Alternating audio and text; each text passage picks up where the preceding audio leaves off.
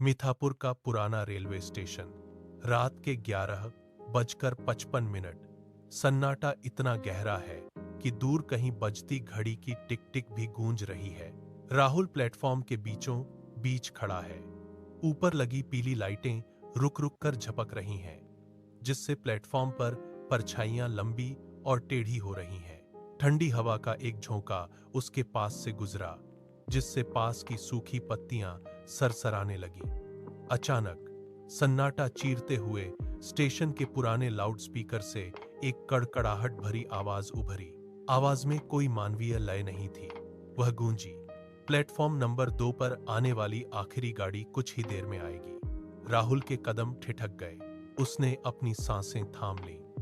वह तेजी से स्टेशन मास्टर के केबिन की ओर मुड़ा। केबिन का दरवाजा बंद था और उस पर लोहे का भारी ताला लटका था। अंदर अंधेरा है, कोई हलचल नहीं है।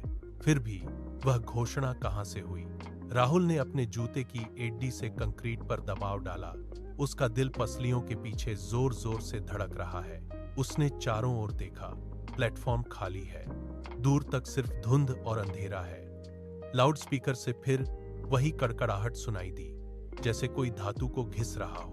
राहुल ने अपने हाथ अपनी जेब में कस लिए।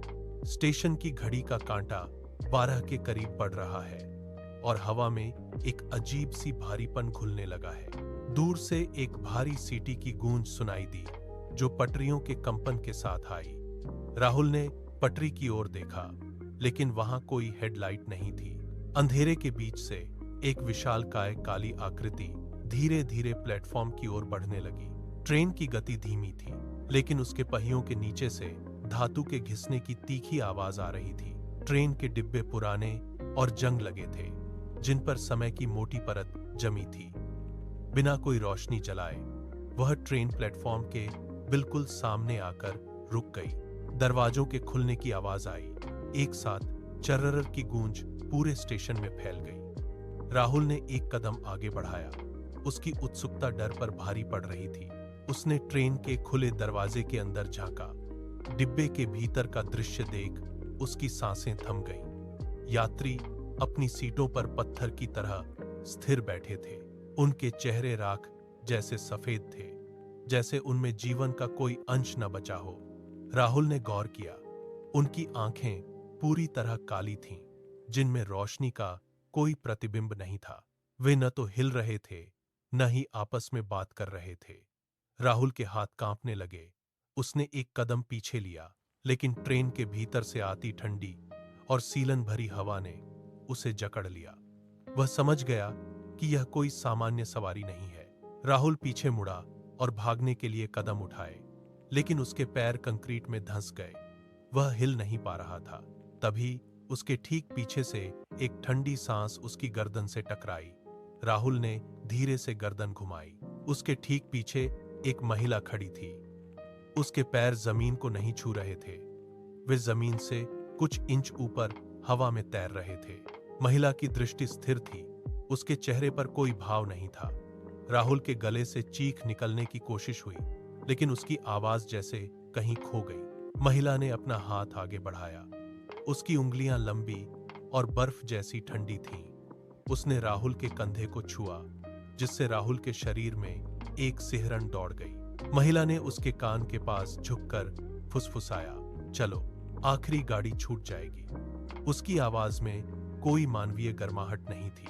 राहुल ने अपनी पूरी ताकत बटोरकर पैर झटकने की कोशिश की, लेकिन महिला की पकड़ और मजबूत हो गई। उसने फिर से फुसफुसाया, जो एक बार चढ़ जाता है वो कभी वापस नहीं आता। राहुल का दम घुटने लगा।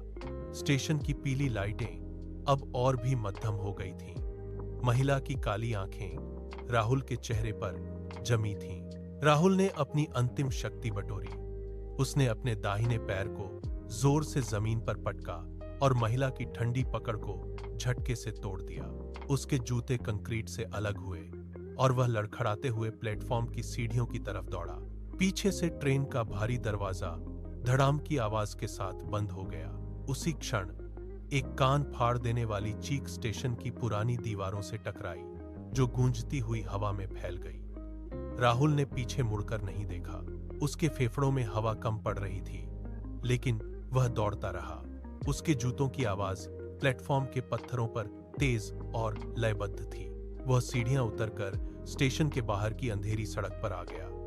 उसकी सांसें तेज थीं, पसीना उसके माथे से बहकर आंखों में जा रहा था। वह तब तक नहीं रुका जब तक उसे कस्बे की मुख्य सड़क की धुंधली स्ट्रीट लाइटें दिखाई नहीं दी।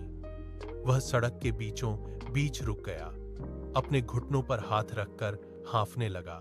पीछे से अब कोई आवाज नहीं आ रही थी, केवल रात की खामोशी थी। उसने एक बार फिर पीछे मुड़ने की कोशिश की, लेकिन डर ने उसे रोक दिया।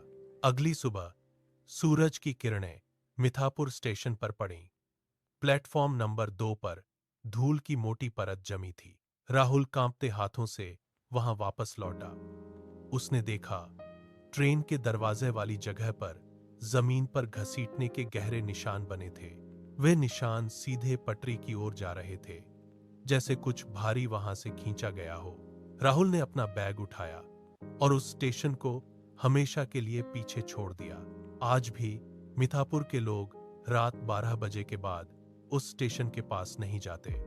वे कहते हैं कि वह काली ट्रेन अब भी आती है, और उस महिला की काली आंखें आज भी किसी नए मुसाफिर के इंतजार में प्लेटफॉर्म को स्कैन करती रहती हैं।